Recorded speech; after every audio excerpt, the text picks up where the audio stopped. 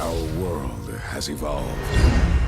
We have evolved. With the advent of the strain, humankind made a cosmic leap forward in evolution and paid a price in blood most consider far too high. Not long ago, global events triggered the emergence of a bizarre substance referred to as the strain. It was dangerous and volatile, but filled with potential. Savvy corporations realized this potential and focused efforts to harness its power and monopolize it.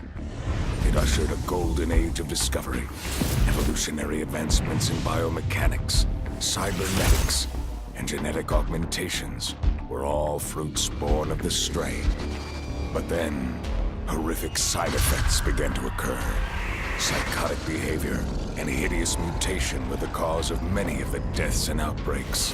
Humanity had developed a reliance on the strain, and greed from the corporations assured that reliance wouldn't end anytime soon. Most times this leads to escalating competition in life and death situations, leaving entire regions in shambles. The corporations post open contracts to mercenaries to cope with the overrun and quarantine zones. The Mercs come prepared for war. Dealing death earns their wage. Some are driven by honor, others by greed, and those who simply enjoy the hunt. This is our world now. A world with no such thing as a fair fight, where evolution reigns supreme, and mutants and psychopaths determine our fate.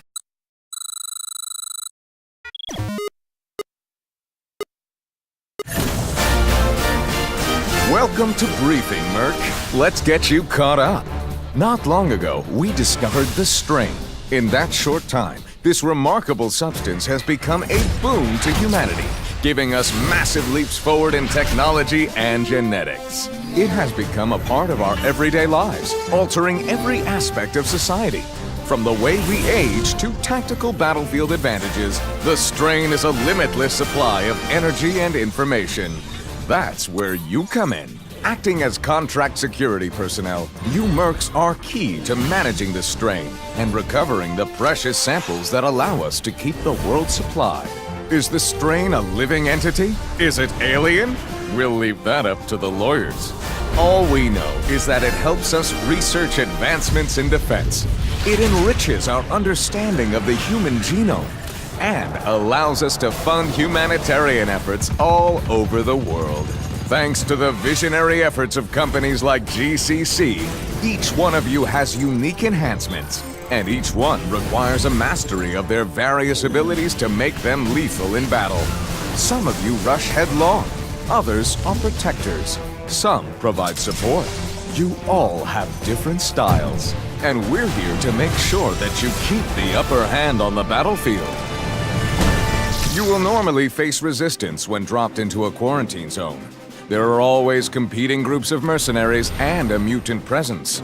You and your team of Mercs must accumulate the resources loaded into arc canisters and deliver them to the drop zone.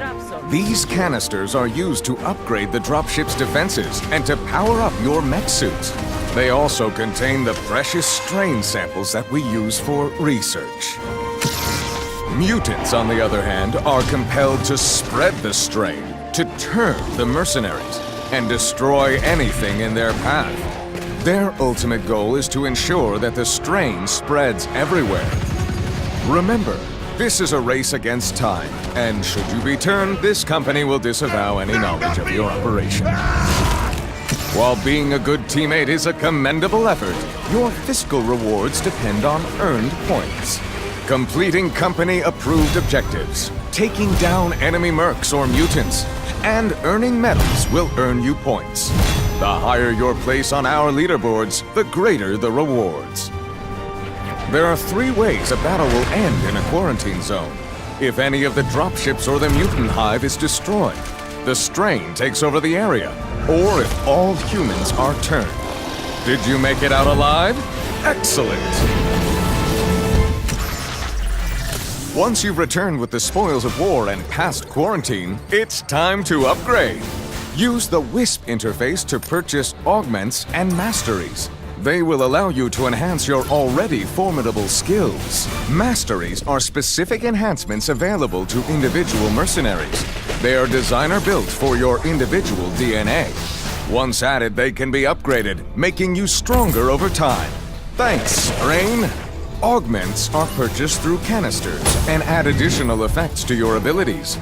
They can be used on anyone. The rarer an augment is, the more effect it has on you or your abilities. As a merc, you can be employed either temporarily or full-time. Hex coins will be used to either give you a permanent position or to hire you for a few missions. Remember, there are a lot of able-bodied mercs out there. Competition is healthy. That's it, merc. You should be fully briefed on everything you need to survive the quarantine zones. Good luck! Hold off then! Like these things light up! Coming through!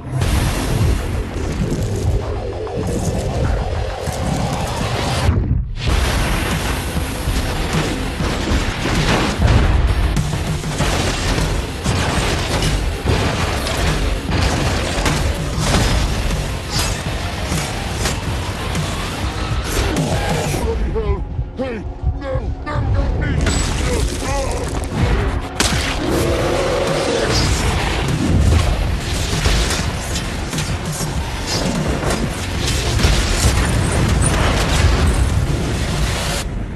This video and all training videos are intended for entertainment purposes only and should not be considered a substitute for actual training. Any similarities to other training videos is unintentional. If you feel that you've been exposed to the strain or experience voices in your head, scaly skin, notice growing bones on the outside of your body, or begin making deep guttural sounds, contact your physician immediately, as these symptoms could be fatal to you and a large part of the surrounding population.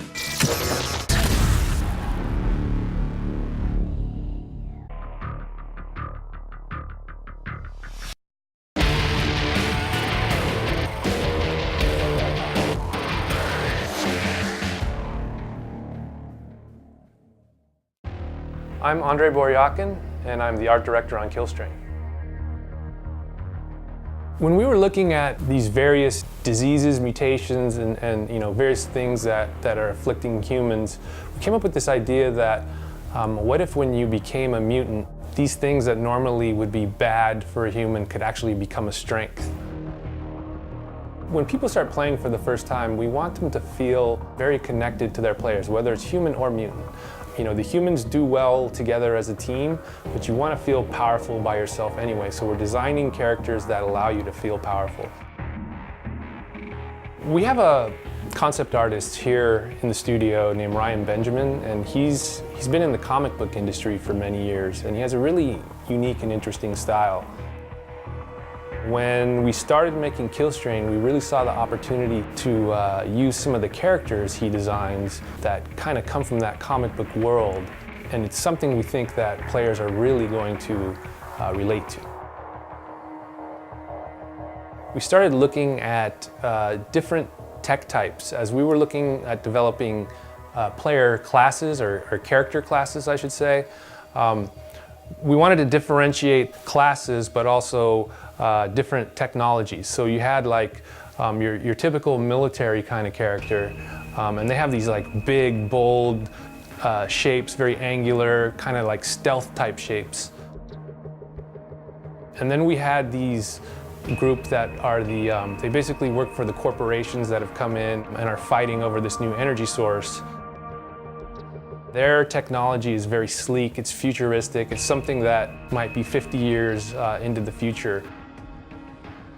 And then the third group of people, you would say, would be kind of the survivors. And basically what they do is they kind of take what they can and build strengths from it. So they might take damaged military equipment or damaged advanced equipment from the other group, and they cobble it together and they make it their own. The mutants, on the other hand, they derive all their power from the strain. They're kind of the trolls of the game. They can hide in the strain. They have the ability to leap out. You don't know they're coming, and then they leap out and they can do some damage. And then They can also spread the strain around the map. So basically it allows them more places to hide, more places to heal. And these guys are big and powerful. Turret destroyed. They do a lot of up-close damage. Base integrity at 75%. As far as the level design goes, we deliberately chose this kind of remote Arctic base. It gives us this feeling of creepiness. It's like a research facility up in the North Pole somewhere. Basically, they're drilling and they accidentally release this strain. We wanted the feeling of the strain to be kind of ominous and creepy and scary if you're a human, but inviting if you're a mutant. At the heart of the strain, you'll find the mutant base, and it's basically the thing that is feeding the energy source to the entire strain. It's what the mutants are gaining their energy from, and that's your target if you're a human. You want to take that out. In this game, you could choose to play as an individual, or you could play together as a team, and you'll find that when mutants actually play cooperatively and play together, they can do a lot of damage and turn a lot of humans over to their side more quickly than if they played separately. When you first play the game, and that first time you see someone get turned, or you get turned yourself, it's this really, this kind of like feeling of surprise, and it's this conflicting feeling where I was just with this other team.